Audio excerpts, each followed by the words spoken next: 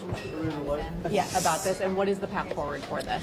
Well, number one, I want to see this in the House rules package. I want to make sure that no men are in women's private spaces, and it's not going to end here. This shouldn't be going on any federal property. If you're a school or an institution that gets government funding, this kind of thing should be banned. I think it's sick, it's twisted.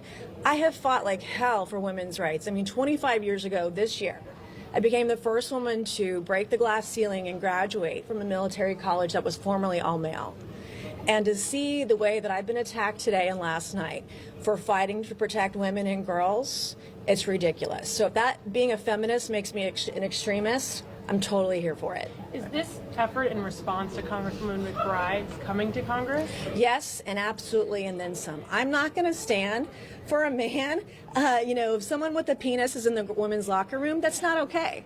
And I'm a victim of abuse myself. I'm a rape survivor. I have PTSD from the abuse I've suffered at the hands of a man.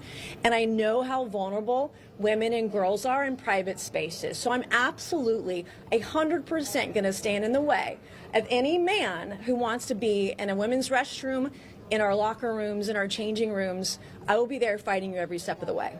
How do you think the Speaker should address this? Just in the House rules package, or? The House rules package would be fine, but we can't stop there. I mean, I'm working on legislation that would ban it on federal property. I'm working on legislation if you are a school that is funded by the federal government, this shouldn't go on.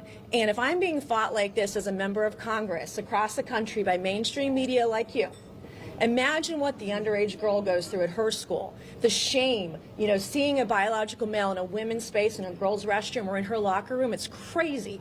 And if McBride wants to go to the gym, she can go to Planet Fitness, where they allow biological men to be around and in a room in a private space with underage girls. Like, no, thank you.